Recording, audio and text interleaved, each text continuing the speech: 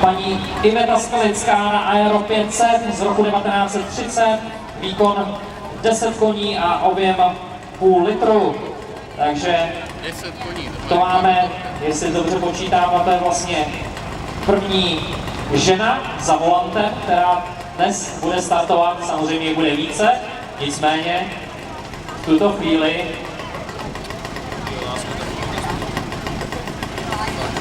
můžeme startovat.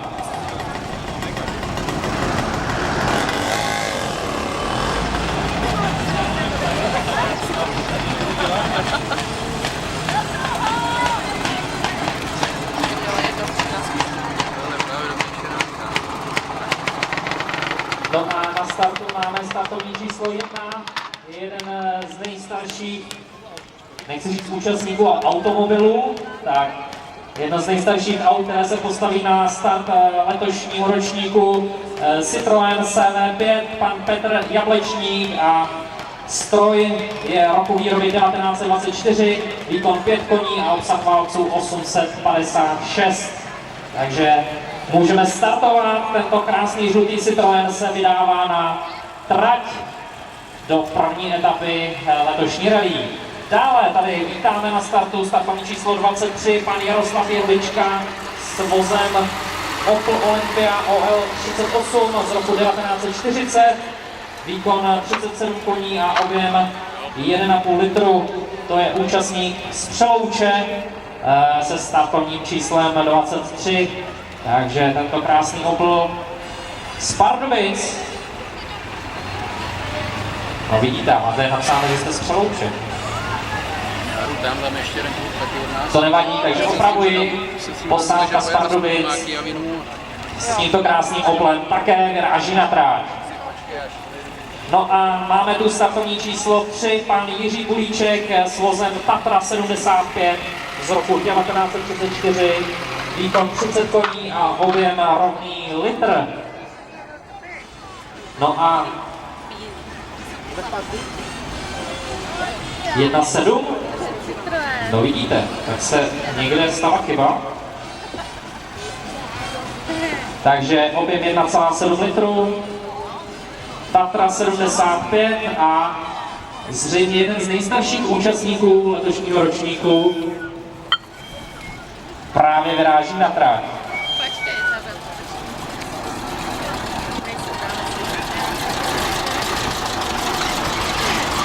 A máme tady startovní číslo 14, pan Zdeněk Tejkl s vozem Praga Baby z roku 1934, výkon 22 koní, objem 995, všechno sedí, tak to je skvělé a věřím, že i pro vás bude šťastný start s vaším krásným vozem v dnešním krásném počasí. Já věřím, že si to užijete a samozřejmě, že se šťastně vrátíte zase na Prštínské náměstí, kde bude cíl druhé etapy. Hodně štěstí a můžeme vyrážet na tráť. Máme tady startovní číslo 32, co bude další účastník, pan Jiří Novák s Tatrou 57A z roku 1937, výkon 20 koní a objem 1155. Dorazil jste z Kutné Hory? Je to tak? Není to tak? Z Pardubic? No vidíte, nevadí, dorazil jste až z dalekých Pardubic a věřím, že tu 97 km dlouhou trať absolvujete úspěšně a samozřejmě, že přijedete na všechny průjezdní kontroly a samozřejmě až do cíle. Takže je odstartováno a máme tu další krásný stroj, startovní číslo 2, pan Jiří Bernard s vozem Austin 12, rok výroby 1934, výkon 30 koní a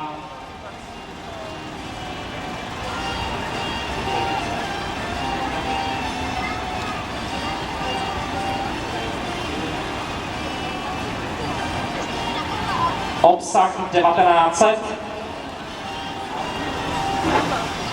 a rok výroby 1930.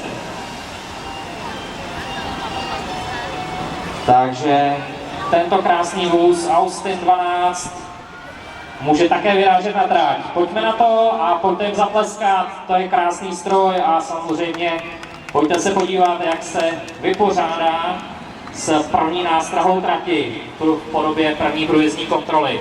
Máme tu startovní číslo 20, pan Adolf Linhardt s vozem Aero 30, rok výroby 1934. Je to tak, výkon 30 koní a objem litr. Je to tak.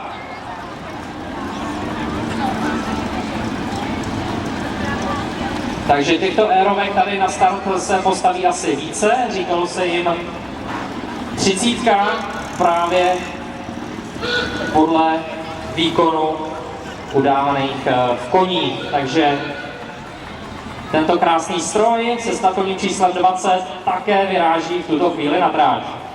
No a pojďme dál, posouváme se ve startovním poli k číslu 17. Pan Josef Pavlík s vozem Aero 500 z roku 1930. 10 koní a půl litru, to je tedy účastník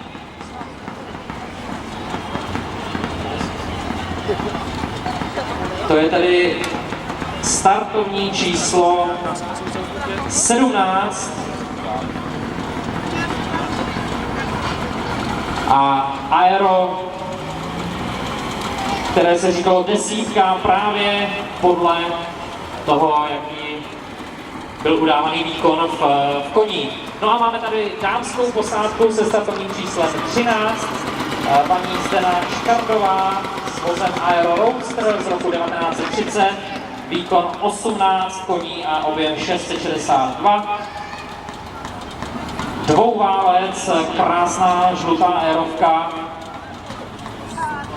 která bude za malou chvíli vyrážet na tráť. Samozřejmě, jakmile se nám uvolní prostor na první průjezdní kontrole a je odstartováno. Startovní číslo 41, pan Viktor Nepovín s vozem Aero 662, rok výroby 1933. Tady nemám všechny údaje, takže se nechám napovědět.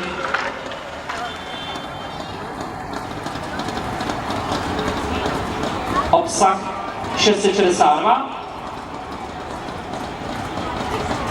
a výkon 18 koní. Takže červená aerovka 662 se startovním číslem 41. Za malou chvíli bude vyrážet na trať a to právě teď. Hodně štěstí, ať se vám letošní ročník rally vydaří a samozřejmě ať úspěšně absolvujete, pokud možno, celou trať.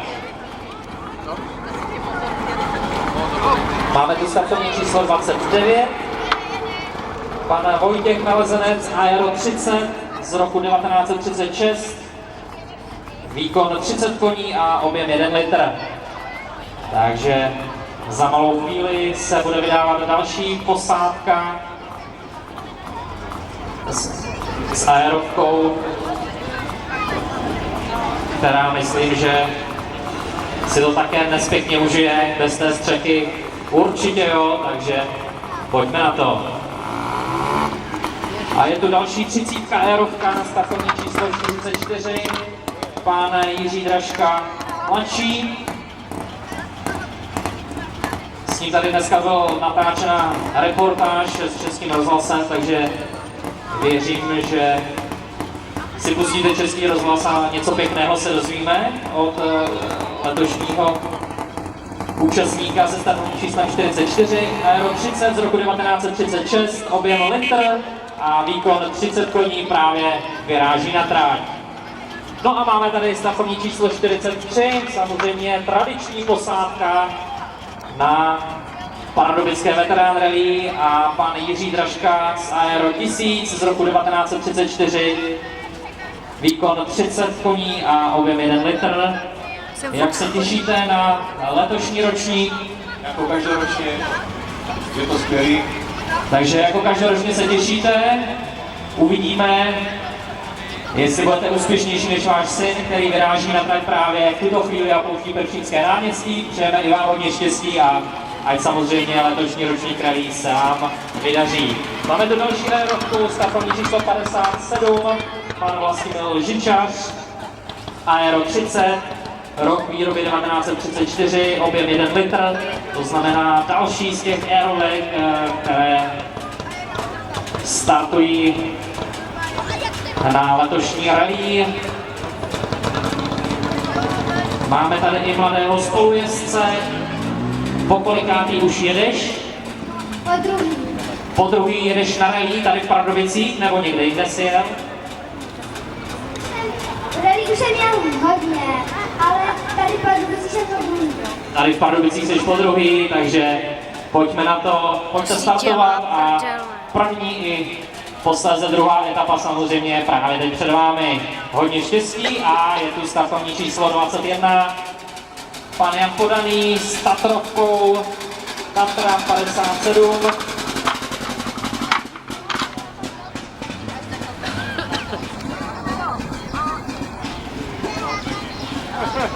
Rok výroby 1933, 14 koní a objem 1155. No před chvilkou startovaly aerovky, teď tady máme Tatrovku, to jsou dva nesměřitelné tábory, nicméně jak se tak dívám do startovní listiny, dneska budou zřejmě aerovky převažovat, nicméně věřím, že samozřejmě i vám se celá trať povede a vypouštíme tuto Tatrovku na trať. Můžeme startovat.